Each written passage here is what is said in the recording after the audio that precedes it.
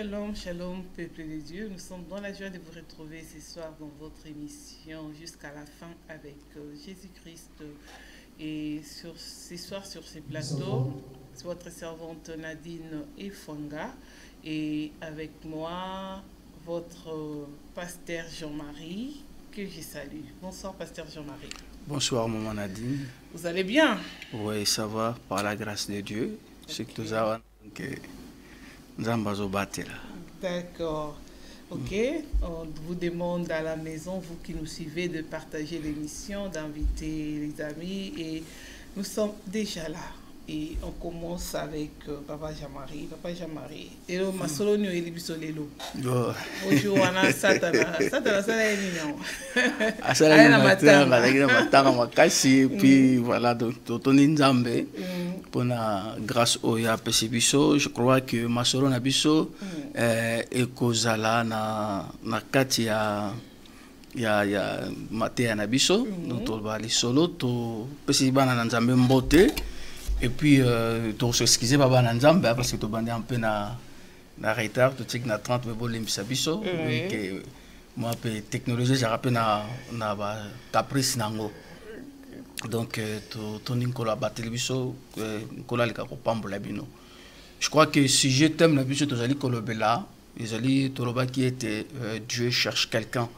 Nzambe azali ko luka muto. Je crois qu'avant tout développer thème oyoyo, j'aimerais que na ko accompagner sa témoignage nangai parce que batuming balobi papa Jean-Marie, oui c'est vrai to yebio meto yebito tu wapi yo ndenge nini et c'est to ko yeba déjà que ndenge to bagi maman Nadine non balingo yebo kaka ba bon vraiment rafraîchir mon cas mémoire pour oyabe kala kotaka na muzindo ebisa biso papa Jean-Marie o bio pe o bima wapi photo dans le baka fois parce ba freina au trop donc photo yeba ba côté o bimé yango ndenge na lobai ke mwana nzambe ba freina ka été je crois que thème oyo bana nzambe bino boto vana ndako bozolanda biso to komi na moment moko difficile na moment moko tozomona lingomba tozali ko bunda bitumba na église batu nyosto balingi ba titre batu nyosto balingi ba yeba ye au moment où biso tozobunda Satan n'a pas profiter za milimo zo ke na lifelo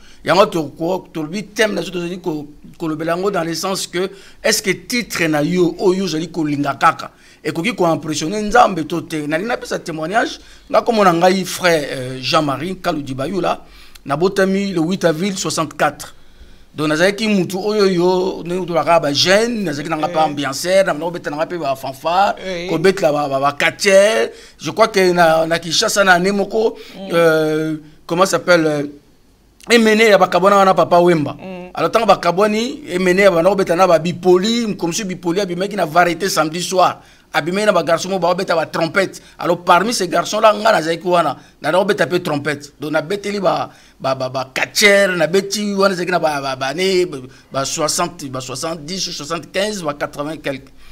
Alors en année 83 au moment où na bandai ko bonga mapo na kilo kotambola un peu na comme na place Sainte-Thérèse na moni ngulupa ya batu campagne d'évangélisation na bandai côté ya pasteur Vakambe pasteur Vakambe azalaki côté ya alors nga pe nazaki curieux na kilo kotala tant na komi kuna na yoki mateya alors c'était ce jour-là na pesaka bomo inanga et pas ya Yesu Masia c'était en 83 moment na dit on a pesaki bomo inanga na baki Yesu lokola mokonzi pe mobix nanga malgré avant même temps on a no que ne pas église nga croyant que le fait qu'il y a aucune église muta comme moi na nzambe oh na yo comprendre jour on a que moi na nzambe faut une décision engagement ya koyamba Yesu lokola mokonzi pe mobix na yo tant on a yambi Yesu première besoin c'est que na mutema na ngai na yekola maloba na nzambe souci na ngai zaki ndongwana c'est comme si nzala moko yelinga na yekola maloba na nzambe sikona zoluka na okendo parce qu'à l'époque na osama na catholique ezaki na ndeko moko muzungu pe a son âme sa kufa yemta yebisinga ke kende na paroisse ya Pentecôte kuna ba yekola ka bible ba yekola maloba na nzambe na siminzela na kena paroisse ya Pentecôte alors tant on a bandi ko yekola maloba na nzambe c'est en ce moment na yeko comprendre que tant mutu apesi bomo ine pa ya Yesu a commis témoin nzambe thème na biso zali Dieu cherche quelqu'un on nzamba zo luka eza yo oyo zo landa biso eza mutu oyo yambi Yesu na bomo inaye. Alors tellement tant maman a dit na zio ko la malba na nzambe na yo ko na verset moko na Bible le bi vous êtes mes témoins. Bino bozali ba témoin na ngai.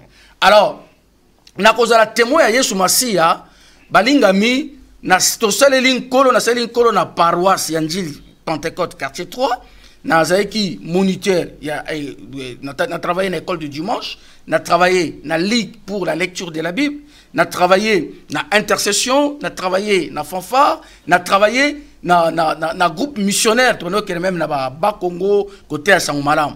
Et arrivé moment on a dit na ça même pas campagne en plein air. Donc tout ça qui wana j'étais toujours frère dans le Seigneur. Na ba groupe de prière bazo ko tsabiso wana croissance c'est continue na nzela na Nzambe.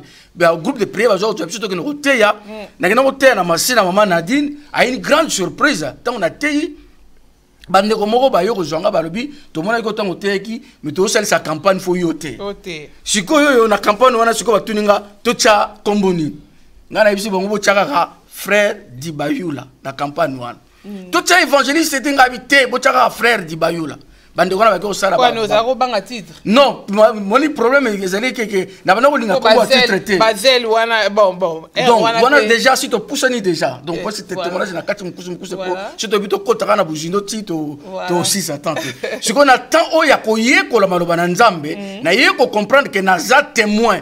Donc, nous avons posé à traité, mais nous avons posé à travailler. Donc, prévenez que nous allons travailler. Alors, dans la campagne, on avait travaillé. Nous avons Sylvie Bambi, nous avons Bankunga, nous avons Sœur Eli. Maman a dit une campagne, nous avons mercredi, samedi, il y a eu 150 convertis. Pour travailler dans la campagne. Après la campagne, nous avons travaillé dans Pasteur Lema, nous avons Baba Congo, nous avons missionnaire côté à Sangomaram. Alors, même pas qu'au côté Bozido maman a dit tant on a yé na ke na ligue pour la lecture de la Bible. Premier jour na koma akuna oyebi muto yo abandai ko diriger tiri za kinani. Pasteur Massamba. Na yebaika. Tant on a continué na teli pasteur Massamba diriger ngabi mais je n'ai vraiment sauté. Ou pina makambo et donc comme on a fait na Bible mais makambo nga na ko ko ngote. Donc na moni pasteur azo diriger azo sala ngabi non nga makambo na ko kate. Mais maman Nadine mukolo oyo na ko kaki makambo o na bi non. Nkolo azaka nkolo. Alors et yoko arrivé que tu travailler même na pasteur Massamba une fois na katia ya paroisse to moni ke ba bandimba zo ya so. Ba boyeba neka kuna. To yeba na paroisse kuna na Njili 3 wana to yeba na ki. On a travaillé ensemble na musala nzamba. Alors comme ça to moni maman a dit na lingomba ba to azo yate. To yoko ngai pasteur Massamba à l'époque frère Massamba frère Jean-Marie sœur Luciama to ke pas pasteur. To le pesa biso liste ya bandimba église. Alors tout le monde a un travail que nous avons membre koya siko ba eyo sala ke bato yo to bandai ko luka ba du courage ba comme koya ko na église ba comme ko témoigner ah on a zeki na ndako na moneki bana moko ba yako tala ngai na mais passer la zoto na me bana ni ngo ba yaki ko tala ayo tala bana ngo ezeki biso. Donc on travaillait nan heure ya Nzambe mais to luka ki na biso ba titre te bana na Nzambe titre na vie ça fait rien. Le problème to monaki mercredi ou tiko le katomoni Ananias il avait un bon témoignage. C'est-à-dire que c'est quelqu'un qui craignait Dieu, c'est quelqu'un qui était disciple, un disciple. Et ça, en pratique. On ne travaille pas tout simplement dans l'église, mais notre travail, c'est dans le monde autre. Parce que la Bible dit que nous sommes des témoins.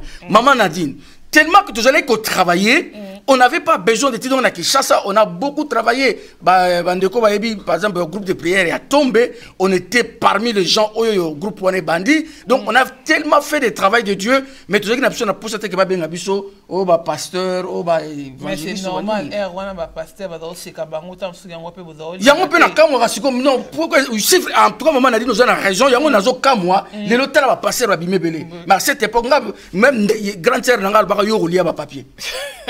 Yo soko ozala passer au collier ba papier. Mais le problème c'était quoi? Le problème maman a dit même si vous allez ko sera parce que biso to na ko tambola na ba Bible, vous allez ko évangéliste au terre partout. Ça dit to na yo kana sonité. Mais le problème on ne partait pas à l'église pour passer à la titre. Mais on savait que Dieu nous a déjà titré. C'est-à-dire, tant qu'on a yambi Yesu, Bible, vous êtes mes témoins. C'est-à-dire, mon toit yambi Yesu, on a déjà témoin, pas Yazali. Et puis, on a clarifié, on a dit, il n'y a pas de simple chrétien. Pourquoi maman Nadine? La plupart, surtout nous les chrétiens, on croit que batu oyo bako rendre compte pa nzambe ezaka bato bateyaka. C'est-à-dire que si vous pas Yesu atazane na ba fonction église té azane mundi moko simple neto mesana koloba. Oh, ça veut dire qu'il y a ça na jugement. Il y a un jugement mon côté. Ah la mikumba. Tu na kutana na bande comme si tu so labi biso ko to semble na biso mais tu as un problème té bato na problème bato bateyaka na bible bana bango ezalo teyaka te bible le but chacun de nous rendra compte de lui à Dieu. Effectivement, nous sommes des simples serviteurs. Mais pas un nzambe ko tchate que toi ka ba chrétien simple azalaka te. Quand tu prends l'engagement, c'est pour ça les ezaka bato balobaka alobaka je suis chrétien mais non pratiquant. Évidemment, musala même na papa collègue nanga, tu es chrétien ou tu l'es pas. Il y a des chrétiens pas aux chrétiens non pratiquants ezalaka te. Tu l'es ou tu l'es pas. Aux chrétiens ou bien aux yangote. Parce que le christianisme, non, le christianisme, c'est une relation avec Christ. C'est-à-dire quand vous avez Yesu et sengeli ozala disciple na yo. Yango yo salobi bozo be ngai mukonzi po ani boni ko sala oyo. Maman a dit, témoignage, vous allez travailler, mais il faut comprendre que il y a beaucoup de choses. Étant grâce à Nzambe, et Nzambe, malgré tout, maman a dit, Nzambe, vous allez l'accepter macabre. Autant que l'option Acte chapitre 16, verset 9. Acte chapitre 16, verset 9. Autant que maman a dit.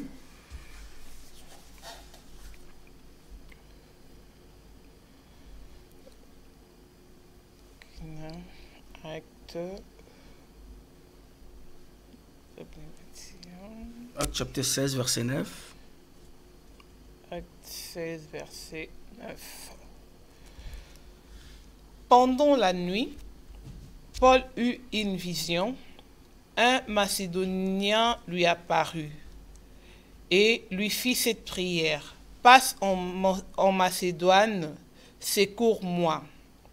Après cette vision de Paul, nous cherchâmes aussitôt à nous rendre en Macédoine, concluant que les Seigneurs nous appelaient à y annoncer la bonne nouvelle. Étant partis, je continue. Hein? Non, c'est bon. C'est bon. Tous ceux qui n'ont pas verset 9, oui. Totangi maman Nadine, on a texte oyo balobi, Paul tangwa lalaki, a loti un Macédonien, a lobi yaka kosali sabiso. Maman Nadine, étant tant que tu allez ko banana nzambe, tu sale linkolo. Maman Nadine, il y a quoi arriver que il y a des moments où ceux qui na lali, fona mona, na ceux na moni likam, fait salam. Paul il attend texte oyo. Tant Paul a loti à comprendre manamo ok, il y a un travail à faire quelque part. Comme ça maman Nadine, tellement que tu allez que travailler, on ne courait pas derrière le titre donné comme titre maman Nadine a lala na ndako. Na butu nzamba zo moni sangai ezaki na grande sœur motono ki kuna tout le temps to ben raye yaya to kendaka kuna to lia kamaka nyoso mais na butu na lali na zo lota nzamba meminga na chambre na bango mama na dina za célibataire na balité et lo mokote mais na butu nzamba zo moni sanga na koti na chambre na bango na moni grande sœur wana alali na gauche mobali na alali na droite. Mais qu'est-ce que Dieu veut me parler? Maman a dit dans la journée na kei, bana na nzambe na ke, na kute na sœur wana na bino, dalala kita makambo na moni. Sœur wana lobi na nga papa, makambo yo moni. À part nzambe, mutayi makambo yo azati. Donc pour nga lokolo yo ko yebisanga, donc muta moni su yango eza nzambe. But lokolo nzambe mutala kisi yo, sikona ko soplonios. Maman a dit muto ya bala zo beto masola bato bala me yo balate. Mais alors, donc, malgré na solo na ba pasteur, malgré na solo na ba tout, mais ça na mutu moko ayebi yangote. Donc yo loko yebi yango, donc na yeko comprendre que il y avait un travail à faire. Donc tant nzamba moni singai to solo ki na ndeko wana, gloire à Dieu lelo peut toujours ba ndeko wana ba azana Suisse ala ndakabiso, ce qui peut akuyi ko pesa témoignage ko pesa témoignage. Donc pour na ko moni sa ba na nzambe te, Dieu peut t'utiliser sans que oko ko wela ba titre. Ne courons pas derrière le titre, mais tika ba titre et la naona sima. Malgré tout on travailler, au début que maman Nadine, voilà tu travailler ming tellement na Kishasa. Tant que yé awana poto, on continue toujours à travailler dans l'œuvre de Dieu. Oui. Donc voilà qui témoignage dans beaucoup de trucs voilà. Mais ce qu'on autant un texte na biso alelo par rapport que Dieu cherche quelqu'un. Nzamba zo luka mutu, nzamba zo luka yo vandi, nzamba zo luka luka yo peso mo ino para Yesu parce que Dieu veut travailler avec toi. Maman a dit autant la biso na acte chapitre 8, verset 26.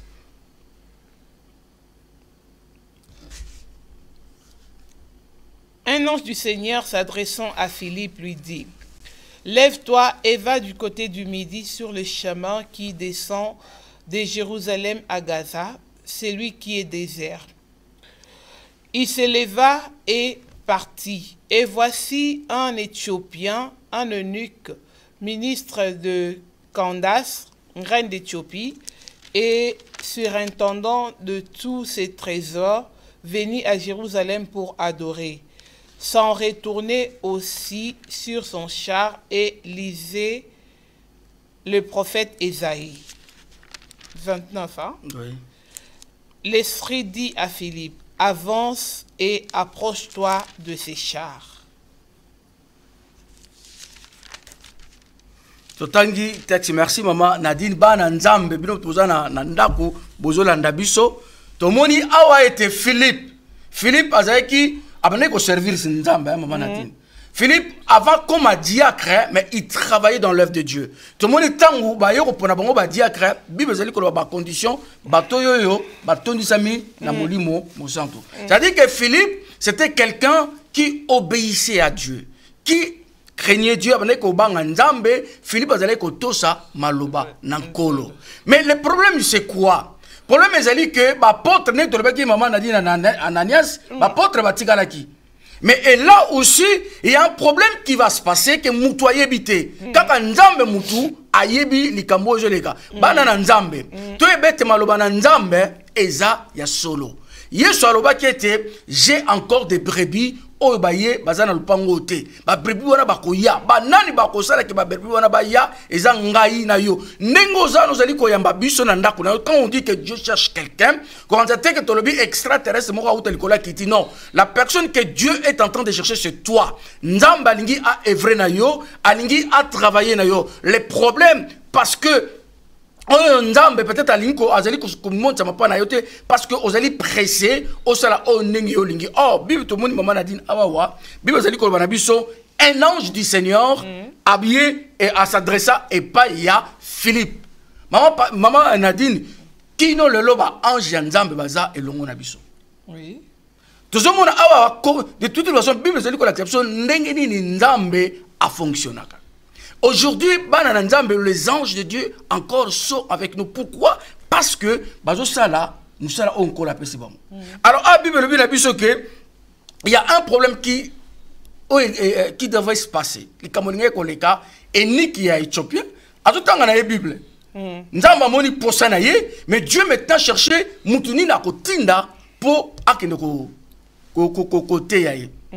Alors, tu dis que ange aye, à lui par Philippe, lève-toi et va du côté du midi sur le chemin, descend de Jérusalem à Gaza. Ce que j'aime pas en Nzambe, Nzambe il y a précision. Précision zateko le lotoye awawa Nzambe la kisinga frère moko zo mona mutu passe tango uti musalo yo za fatigué to bona ka mutu passe. Donc ba précision exacte. Mais tout le monde qui a un besoin, Nzambe moni qui a un besoin quelque part. Ici Nzambe a s'intéresser na diacre. Mouto azaki ne diacre, mouto azaki apôtre était, azaki évangéliste était, azaki était ko ba ko akoye baye ou archibishop ou tribishop, tout ba titre wana impressionnant kana Nzambe était. Nzamba luki prophète était. Nzamba luki parce que effectivement, to ko lo bateke ministère prophétique, il y a pastoral, évangéliste, docteur, ni sur les mabe non. Wana Nzambe yemoko Bible que Dieu a donné pour na instruction ya bana na Nzambe. C'est-à-dire que Nzamba tsebiso ba sali ba te akabiso pour na kombiso na perfection. C'est-à-dire que to yeba maloba na Nzambe.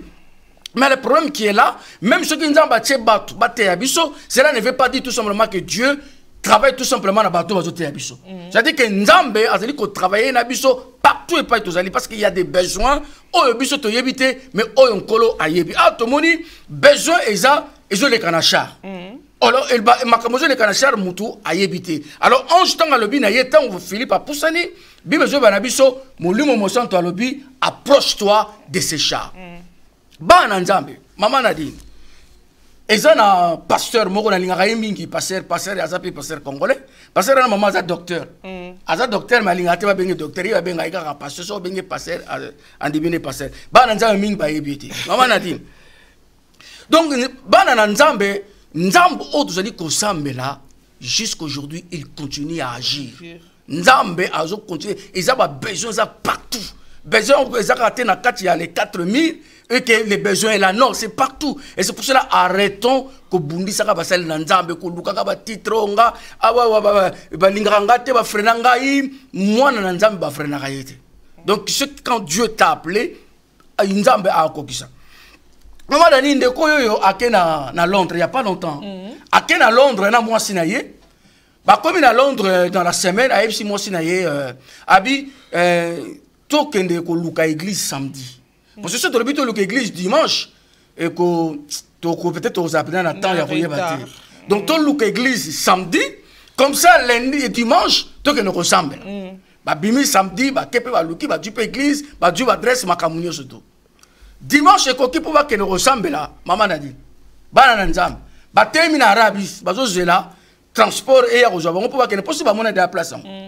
Mbala moko ba vani na kati ya foule ya batu batala mutu moko abimi aye kaka pa ya tata ndeko na biso wana arabi na ye bonjour mon frère ye parabi bonjour arabi vous êtes pasteur ya arabi oui naza pasteur abi lelo au côté ya na église bo apese comme église arabi kozwa transport en commun continuez tout droit so comme na suka baba monsieur qui na gauche qui na droite zo o ya droite yo tourner na sima tant retourner église za wana yo côté ya wana tanga yoki mutona yebisi atali mwasi na yabi oh oyoki makamba lobi to ke nani moni ba anjo ba no saka ko yana Yesu ba passer mwasi passer abi ba mwasi ne to ke na to ke tala makamba tato lobi so za ya solo abaluki na fula tala tatango mutaza soute pour te disparaître abi bon to kende ba kei tant ba komi maman na di ba moni nzela ndengi ba yebisi leki bango ba tourner. Effectivement, écoute l'église ça iko wana.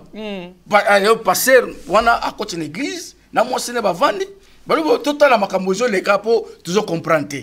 Modérateur azo diriger na ye, makambo ni toujours les kanongo malamu. Téléphone est sonné. Donc téléphone est sonné dans le secrétaire il y a église accueilli.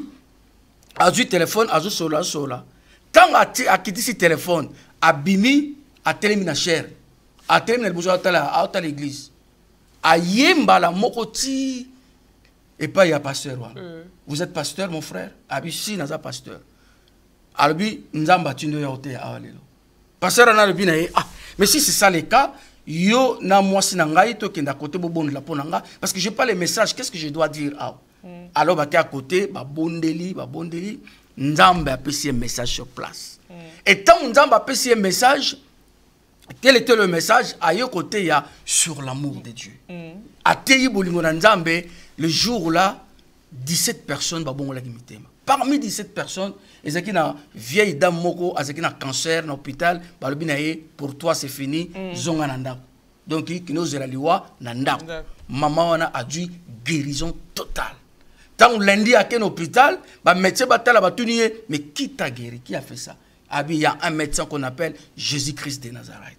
Donc, après ce témoignage, on a dit pour vous dire que, bien aimé, jusqu'aujourd'hui, Dieu continue à agir.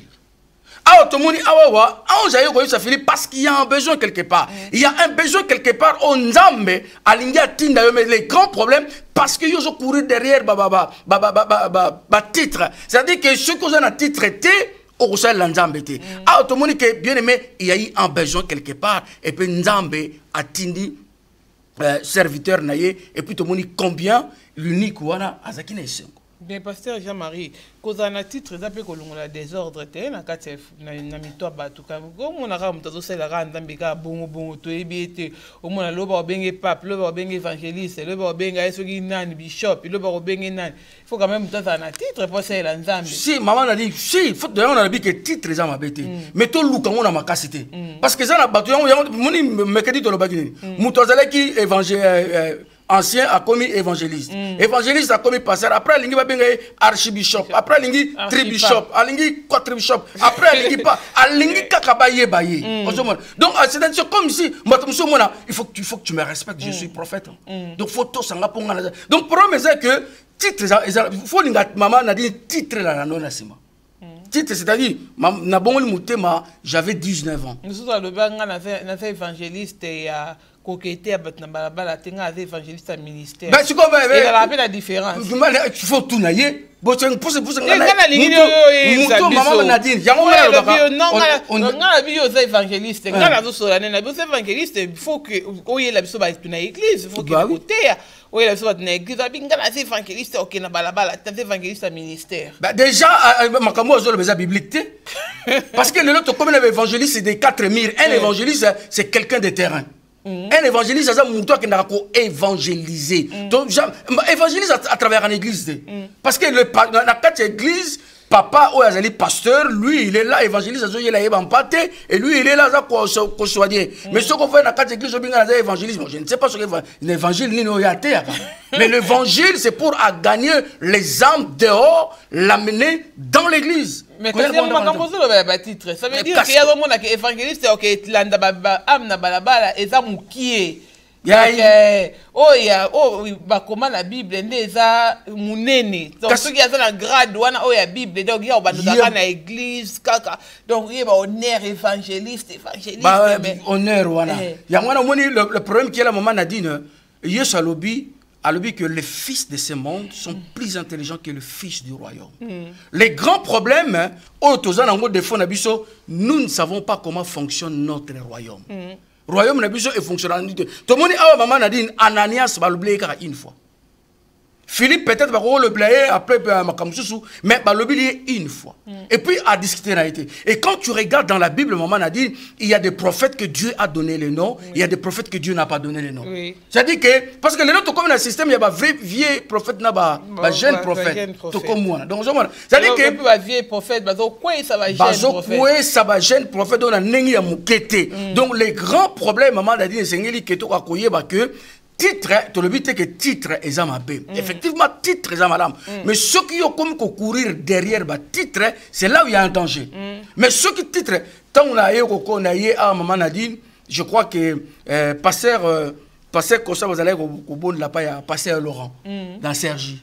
N'a une fois en église dans Vanda, pasteur Laurent Zoté a pointé du doigt. Alors frère, vous êtes un serviteur de Dieu, Dieu vous a choisi. Alors frère, mettez-vous debout. Si on a regardez pas derrière, c'est vous, téléma, na télémé. Abi papa, moli mon nzamba zoro bananga asapona. Papa ayebingate. Ayebingata potenga doit bi ke nzambe apona yo tu as un ministère. Atuninga abinanga après toujours ba entretien. Abinanga ceux qui pas au sambela ba yebite ko za na ministère, viens travailler avec moi. Au ministère. Mais maman so linga ba grade. Donc c'est-à-dire que passe non, donc travailler mais nabi non, ça fonctionne pas comme ça. Nabi j'ai une église. Naza n'a pas une salaka, naza na tata auto-fonctionnel. Je ne peux pas aller comme ça parce que yo le bilanga mais non, parce que c'est le travail de Dieu. Donc tous autres conseils là-bas, tous les que celle l'encolo. Il y a un ami maman a dit na bon monté ma 19 ans. Na yo comme passer le 8 avril j'aurai 54 ans. Engana lo bana âge. Ko bana nzama na fait sur beaucoup 30 ans plus tard. Na yo comme ça c'est titre. Mais par contre le travail je le faisais déjà. Le travail. Moussale bande ko sala donc tout donc moussale bande. Non, on a fait que confirmer ou ezalaka déjà. Confirmer improviser ezalaka déjà improviser parce que il y a nous nabi que na ba qui chasse tout ça les campagne d'évangélisation en plein air tout. On a gagné des âmes pour le Seigneur. Tout yépe awa tout allez qu'on continue qu'on travailler. Étant toujours maman d'année qu'on travaillait une fois na Suisse. Regarde tant nzamba salama. Ya mba na nzambe Bible jali koloba ne soyez pas inconsidérés. C'est-à-dire comme il tient à côté quand tu acceptes Jésus, la Bible dit que aux témoins il y a Yesu Masia. Bisika nous sommes là pour témoigner la parole de Dieu. Donc comme on a pas maman a dit na Suisse. Tant on a comme na Suisse na lali na comme qui pa ya Moussa na nzambe moko ya mbenga na butu na lali na moni le Seigneur me montre ndako moko sommet milimbo biloko mozu bimana likolo kwa bandeke na tuni question mais wana banani mutu moko ebisinga ozomona biloko wana ezobima eza milimo ya bato ezopanzana c'est que na kati ya un problème c'est que na kati wana problème ezali wana nga bon problème ezati tant on a la mukibo écoute quand na ndoto wana et du coup maman a dit na lobi biso nous toujours tala toujours observer toujours tala moko force moko yelinga bi non faut pas observer. Allons travailler tout que le constat là, tout sauver ne fût que quelques âmes. N'est-ce pas de quoi on a tout ce qu'on a tout que notre big samelimu. batoke ko travailler ko luka milimo mbamona na mkaboye, c'est un rêve. Naïb c'est pas ya pasteur wana, ngai pasteur, j'ai pas compris regarde ta makamna moni. Toke na réunion na bongo église to vandi, pasteur abinanga le frère il a quelque chose à dire na lobby. Lobby nango pasteur ba travailler na ye aye lisusu. A poser une question. Papa lelo nzamba laxité. Abi lelo nzamba laxité. Ngabi mais papa nzamba za kwa mwa msana. C'est que pas laxi à laxi. Et puis to solo titi to bondeli. Quand on a zongi maman Nadine 2 mois après. Pasteur pas ina kendeka benga lui papa makambo monaki effectivement yo salama. Nzoka nzambe sa monaki ba travailler mi balé.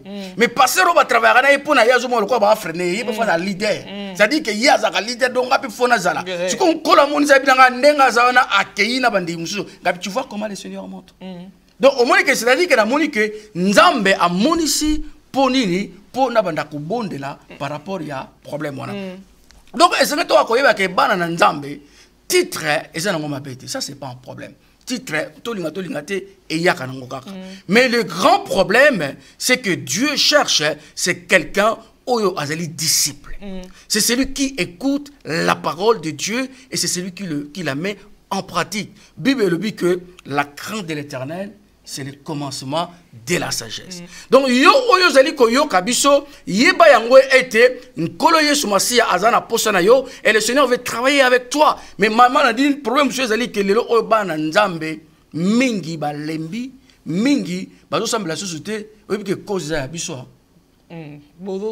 Ya biso bato surtout biso bato toujours wela ba titre biso bato toujours ko c'est vrai Yesu non modèle na biso pasteur ya mayi boso wela boso ba ko salela ngotendeni toujours yeba pe ko salela ngote on ngape na zo kama mama na dit toujours ko yeba ko salela ngote pourquoi parce que on dit ba baraka ko ba yeba kan nzete na mbuma nango donc tant que titre on a joué en je vais te zomona na kaka wa za ma offert amateur donc il est présent amateur donc pour dire tout simplement que lelo oyoyo ba sel na nzambe to comme lelo ba patron ba sel na nzambe oyo rappelle que pasteur patron ou pasteur ce qui nani au sodo qui à tel point que lelo oyoyo même le pasteur ne respecte pas même le serviteur plutôt ba na nzambe lelo ba mingi ba na nzambe tout ça découragé peut-être parce que makambo o tozomona d'abord na église tozomona ba comportement o ya ba pasteur tozomona ba comportement o ya ba tei et c'est refroidir bato ndeko katsa suki mama na dina salon ndeko moko alobi na ngaka frère nga tuka na sambela la société pour na makambo na zomona na église nga na bina ye oyebi ba makambo ezo na église nga suki na mona na ba gloire à Dieu mais papa yo muto sala ko malamu te bo sotoze le kana ngombo zo ba gloire à Dieu na tunye question nga bi otanga ka bible on attend na tunye 3 fois tanga ka bible abina si na tanga ka bible ngabi mettre alobaki nini Yesu alobaki bien tango bokomona na tango ya suka bato ya likuta bakoya bakosala Yesu alobi oyo azo tanga à ça l'attention. Alors vite quoi azo tanga alemba abandonné atiki mais alors bi oyo azo tanga oyo tant on a ipsin de quoi na talinga mais papa on a raison maman a dit Yesu sa loba na biso bana nzambe yo lembi pona makambo yo zomona lingoma mais Yesu sa loba pour ce que salamité maloba na nzambe za solo te Yesu alobi tant bokomona impudicité oyo Daniel alobaki et continue à lier ça oyo azotanga à ça l'attention l'église protestante dit au mariage homosexuel na lingomba bandi maka ba mususu ba lembi mais bible c'est loba na biso c'est le temps de faire attention et je confirmer que maloba na nzambe eza ya solo Dieu cherche quelqu'un nzambe zo ko luka ezali yo Dieu veut est vrai avec toi mais le problème qui est là parce que lelo oyoyo to lembi to c'est découragé ba na nzambe mingi ba lembi à cause peut-être makamozoli ko kana ngomba à cause ya oyo vous savez maman na se prendre comme au Pierre le butin là na 1 Pierre chapitre 5 verset 1 à 4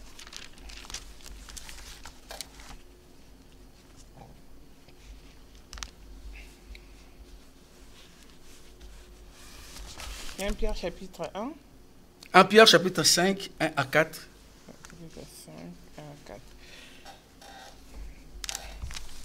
Voici les exhortations que j'adresse aux anciens qui sont parmi vous. Moi, ancien comme eux, témoin de souffrance de Christ et participant de la gloire qui doit être manifestée. Paissez les troupeaux de Dieu qui est sous votre garde, non par contrainte, mais volontairement, selon Dieu, non pour un gain sordide, mais avec dévouement. Non comme dominant sur ceux qui vous sont échus en partage, mais en étant les modèles du troupeau. Et lorsque le souverain pasteur paraîtra, vous obtiendrez la couronne incorruptible de la gloire. De même, 5, hein? Ah oui, 5. De même, vous qui êtes jeunes, soyez soumis aux anciens, et tous dans vos rapports mutuels. Revêtez-vous d'humilité, car Dieu résiste aux orgueilleux, mais il fait grâce aux humbles. Totangi maloba na nzambe bana na nzambe totangi awa conseil oyo Pierre azali kopesa pa basali na nzambe alobi ke bampate baza ya biso te bampate baza bampate ya ngani ya Yesu Masia et c'est pour cela azali koloba ke ngana za ancien témoin ya souffrance ya Yesu Yesu akufaki pona bampate na ye c'est-à-dire que biso ba serviteur ya nzambe nous devons faire attention parce que Bible azali koloba chacun de nous à rendre compte na ye et pas yankolo bana na nzambe oyo bozali fatigué c'est vrai tozali komona makamusuzo mona ke donc ba pasteur lelo oyo ba komi koko tozomona tina ba Facebook oyo ka pasteur azo matla batu na mukongo ba ntabana ye o pasteur azali kosala boyo pasteur ça l'exemple c'est Jésus qui se mona ni par na Bible Yesu azanzambe abana ko matla batu na mukongo to mona eloko moko te mais to moni est que Yesu à la qui bolingo o ya nzambe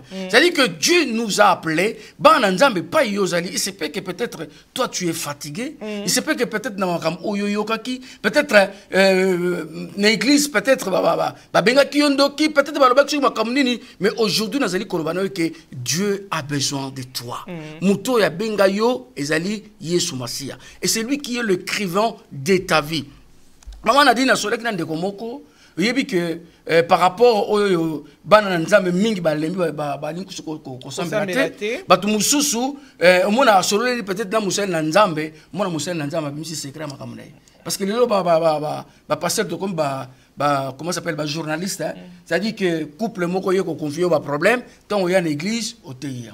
Mais pasteur, est-ce que ça peut m'aber n'a pas une réponse à la question à ceux qui m'ont dit moko a posé au problème moko a posé au problème vous sambeli et qui a vu peut-être guérison délivrance likambo azaki nangwana et puis yo pe na côté peut-être par témoignage peut-être bandimi musu azape boya na bon témoigner peut-être yo pour côté yango lobi yango pour na ko édifier cas mususu est similaire na kati assemblée ou à ko se retrouver na même cas.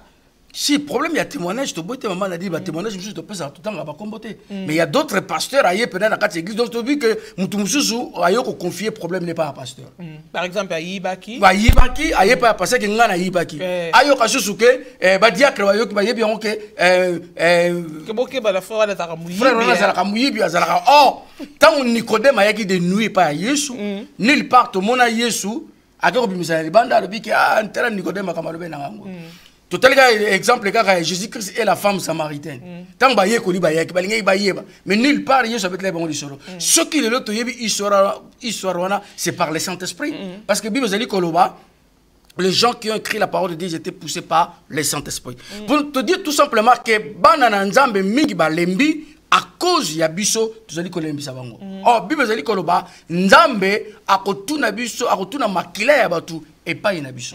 Maman a dit comme si on a vendu téléphone sonné. Téléphone sonné, ndeko moko moi si azolela na téléphone. Azolela. Alela bi papa na za na posa to solo.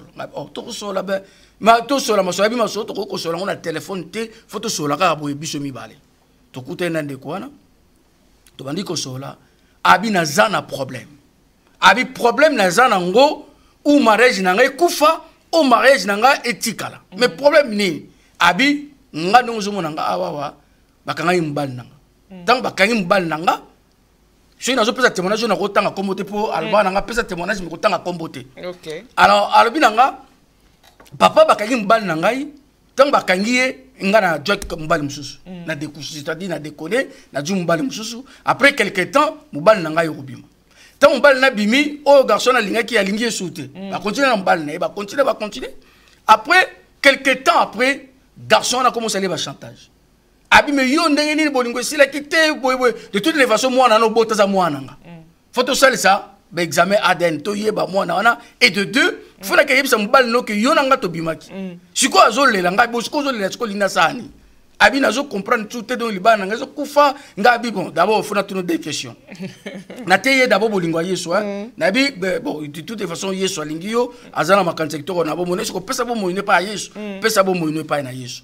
Alors na lobi na yebisanga pona yo po ba maman te ba tata ya mwana na bisiko pona yo mwana oyo aza mwana nani abi effectivement mwana oyo aza mwana ya mobali nanga ngabi c'est vrai d'accord siko yo lingini abi posa na ko déjà examen ADN na osana nanga mais posa ngeza na solo na mobali nanga na yebisa na lingite ye akino ko yebisa mobali nanga ngabi olobi boy d'accord na yoki makamalobi to bondeli na PCP conseil na teye maloba na nzambe na bina ye molimo na nzamba convaincre nga koloba sikote tikilanga temps na koyebisa yo quand est-ce que so na mbali na abi d'accord na zoni na ndako na bondeli et je garde ça tout seul na betla mutu moko li solo te même moi c'est dans gazawana na betla li solo te mutu moko tayebi li solo wana maman na dit tango ekoki na bi tikilanga temps na kyo kokuta na mbali na mobali na kinema kamwana te na soli kana mbali na ekote ye sangmalamu ko sola na eno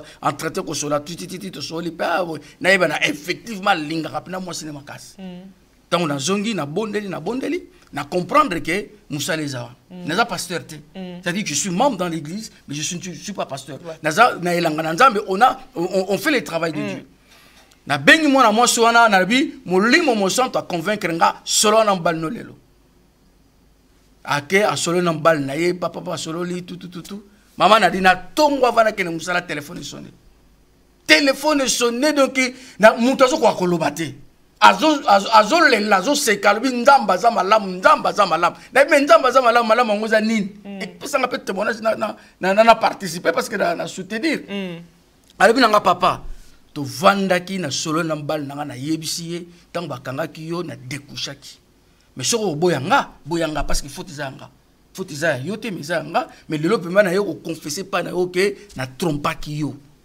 mobali na poser alobi na ye mobali ne avant d'atelier abi na limbisio po yo muto yebisinga soki na yoka kyampo ya mutali banda ngano esili mon garçon na ko se préparer pour ayebisa mobali na ye abi na limbisio po yo muto yebisinga. Donc pour dire que maman a dit banana nzambe na yeko comprendre que les enfants de Dieu ils ont beaucoup de problèmes. Les lo banana nzambe bazo bundana ba problème na bango bazo yebate ba ko se confier pas yana. Et pourtant Dieu nous a donné un travail. Et que musala o tozali ko sala parce qu'il y a beaucoup de gens a automoni awa eniki oyo azaki na problème. Azo tanga mo banana nzambe mais nana ko aider nana ko salisa ye. Et to moni que nzambe atindi Philippe ako donc pour dire tout simplement que banana nzambe que Dieu cherche quelqu'un mouton nzamba zali ko luka ezali yo ezali pe ngai partout où nous sommes là pour faire le travail de Dieu. Donc autant on a 1 Corinthiens chapitre 4 verset 7 maman a dit dans 1 Corinthiens 4 7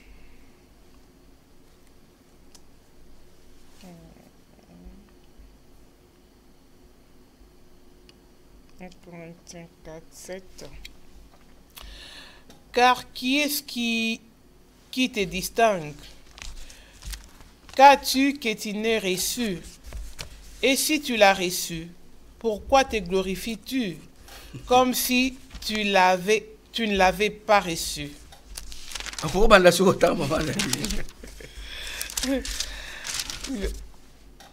Car qui est-ce qui te distingue? Qu'as-tu que tu n'aies reçu? Et si tu l'as reçu, pourquoi te glorifies-tu comme si tu ne l'avais pas reçu? Na sepela ka mama na dit na texte oyo apôtre Paul azoloba. Apôtre Paul azoloba apa yaba. Aujourd'hui Paul s'adresse à nous. Paul azali koloba. Qu'as-tu et l'autre ni yozanam.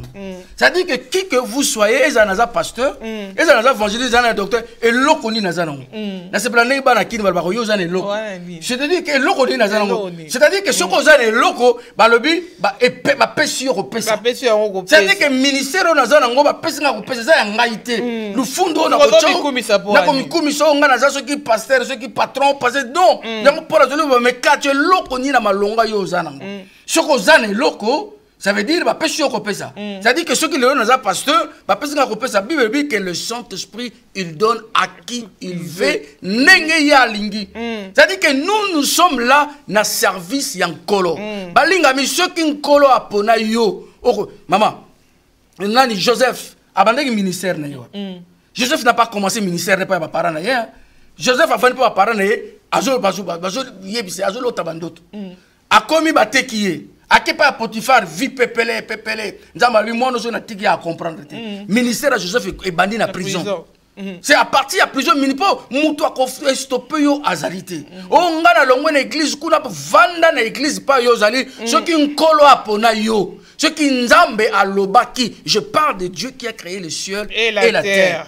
Nazali kolo babi nzambo ce que té nzambo zali kolo de toutes les façons l'église va ce que l'église va freiner yo même qui les ali tout était ça madame koka moi c'est l'église va freiner ba to ebele ba to telenga na bango ba yebi nzambete ba yebi nzambete maman a dit bato bazo kena na lifelo mais oyo kapinda ke balabala lifelo ko ba fenyo se pela vert rouge ezalakate mais ce que nzamba zo zela mutu ninda kolo ba ke no bo telema bo ke non biso ni studio linga ka na kati ya lingomba o ba mais Dieu ne freine personne.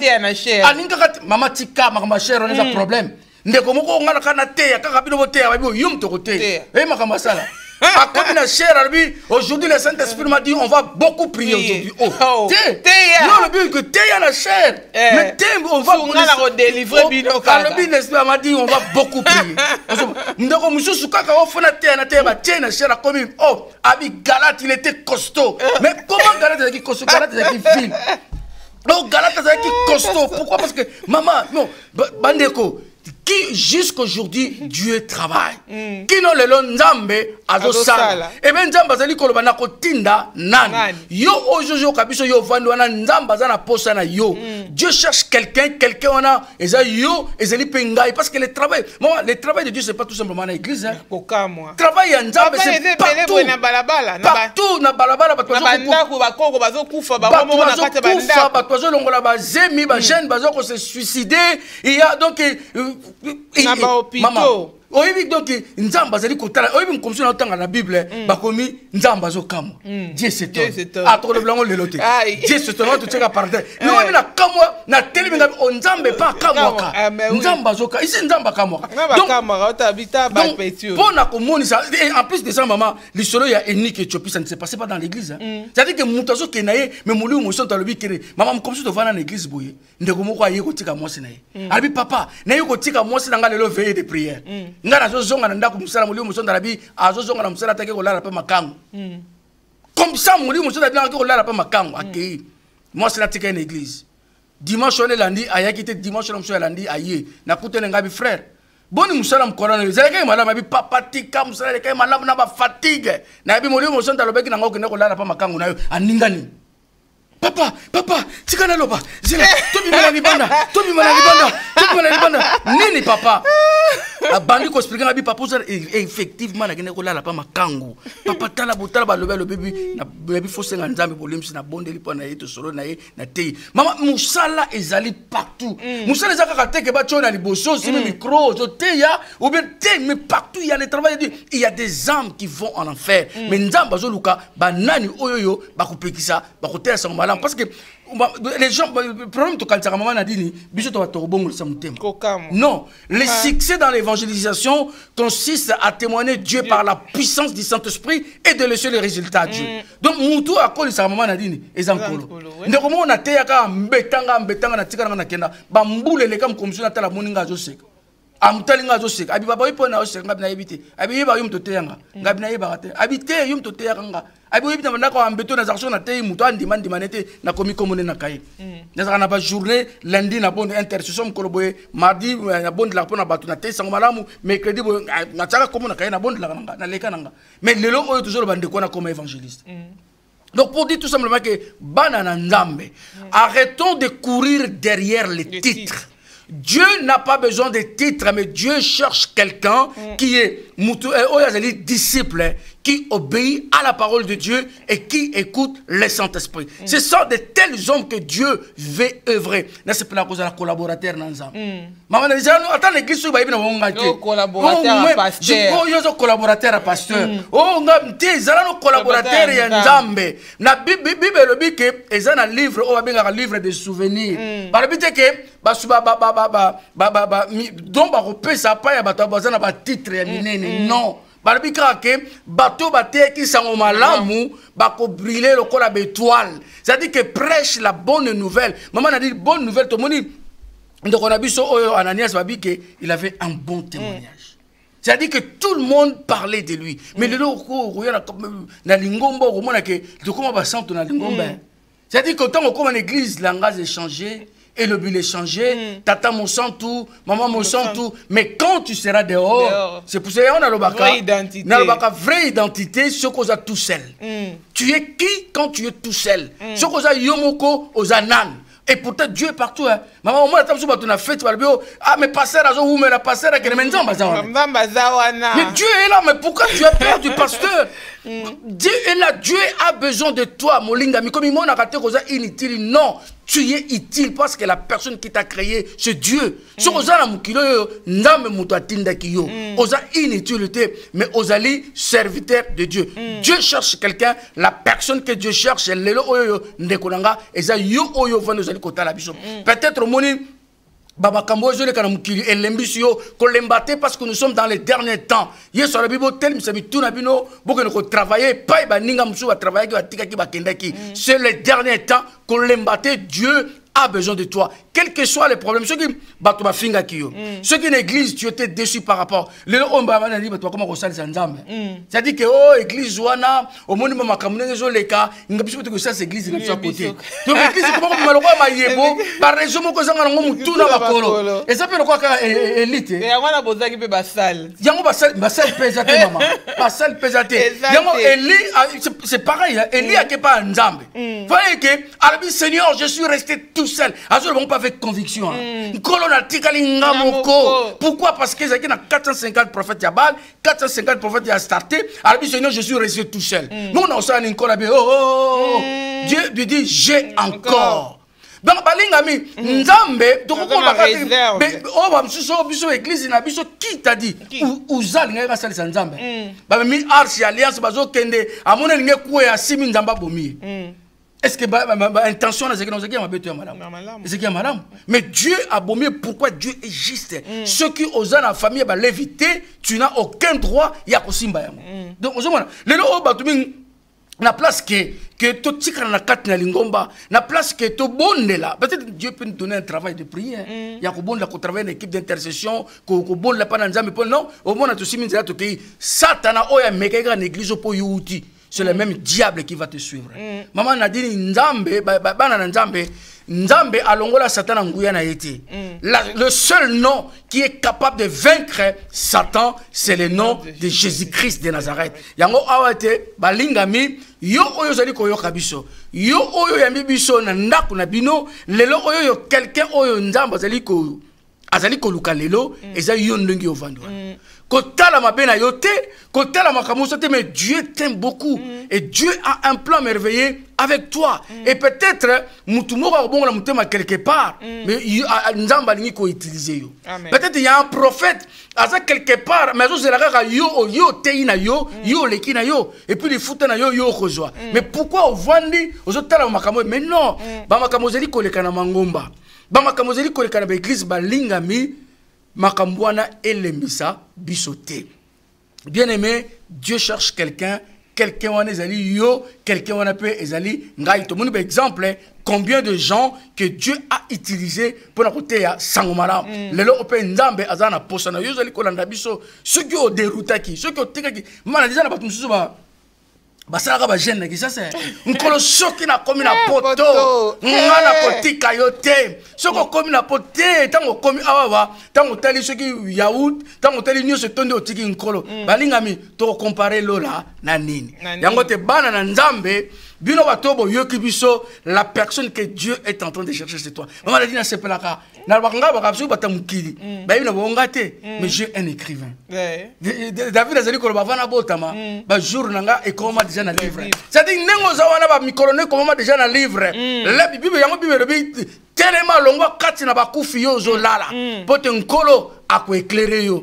Dieu cherche quelqu'un, c'est toi, yo aujourd'hui ko tarabiso que mon ateko na zana titre te on église benga nga diacrété on nga na évangile. Dieu a besoin de toi et de travailler avec toi. Tika nkolo apambola bino et pas na banda ko na me pa bino bo yambi biso qui vient na yesu za kati na bino. En tout cas, Maman Jolie faza ka na plateau pour makamba lelo eza suka. En tout cas, Papa Jean-Marie, que Dieu te bénisse encore n'apport Yalelo. N'apport Yalelo n'a habité, à ce qu'on clôturait, tout ce qu'on continue, n'a habité. N'a habité, pasteur Massamba Lelo a bénité, mais bon. Azolanda biso. On a dit qu'Azolanda biso, Azolanda bien. Toi, la biso est comme dans la souka déjà. Et puis, bon, les Kamutolinko, le Bakaka, non, c'est tout ça. Tu peux d'abord bambote, tu peux bambote na pesi bana bakina vacances, bakina pas Coco na Durda, na pesi bambote Joxan, Janelle, Jarina, mbote Noko Sam, Tata Dina et puis Coco maman qui lolo onkola à Pambola Bino et puis maman Nadine Tozana Matanga, Nadine Koloba bana ensemble de Dieu le lot tout kozwa nouvelle que papa Kanzamatondo papa na pasteur Lebo donc a auto kufa lelo donc vraiment condoléances na famille il y a vraiment il y a papa donc papa baza papa oyoyo batei basedi musala nkolo donc ba koli na kaka na komona Yesu Masiya ni mekedi leki to baki Billy Graham moni ba tata opena ba vivre vraiment Billy Graham vraiment donc au moins ki bango ba travailler vraiment qui mène encore quoi cause à la carte na bango puis tozana famille lengisi toujours sur les bango puis ba condoléances que ba kufeli pe papa vraiment que qui mène à Yesu Masiya et à la carte na bango to le bi pa ya bana la fraternité tous les responsables jeudi tozana réunion na biso et puis samedi il y a un groupe il y a adorateur équipe d'adoration posana répétition na bino et puis dimanche tozana kilt na biso pasteur Massamba aza toujours nandako il est en bonne santé nkolo vraiment za ko sunga et puis je crois que batunyo surtout na mukele mobimba bino bato yoka pasteur Massamba boza pe na mbote na ye donc aza pe kuna nandako vraiment nkolo aleka ko pambola bino. Donc voilà. Merci Papa Jean-Marie. Nous allons pambola yo, hein? Pambola yo. Merci au mercredi prochain au monana pour ma cambo et silité pour tant aux gens tant à commentaire eza tale belé hein. Balado bisike belé mokili mobimba ba commentaire eza utana Canada et uti wapi bisike belé. Donc bonga maka pour na mercredi prochain pour na tout continuer. Mercredi prochain, j'ai comme tout voilà, mercredi c'est ça volonté nzambe mercredi to kuta la sokité ndo musu za koleka Vraiment, que Dieu bénisse Maman Eliane, que Dieu bénisse Mimi Kingunsa, mais bénisse Dekodebo Lali, que Dieu vous bénisse. Bino batozaki active Nabiso, na pokwa lelo, frère Brice Songolo, yopozaki actif Nabiso na émission Oyo vraiment la moni ba verser ba passage wana otondi se libisango. Que Dieu te bénisse vraiment. Et que Dieu bénisse notre Maman Jolie, hein, hein? Donc, malgré Abomba Minasima, mais Nzamba Pambolae, et puis Nzamba Pambolape, frère Nabiso Yves, Nzamba Pambolae, et puis que Dieu bénisse également les pasteurs Constant qui nous a aidés à réaliser cette émission pour vous. Et merci beaucoup d'avoir suivi cette émission. Et nous vous laissons en compagnie de EPV Télévision dans cette émission. Et on se voit prochainement dans votre émission. Que Dieu vous bénisse. À mercredi prochain, na émission Nabino jusqu'à la fin avec Jésus-Christ. Bye bye.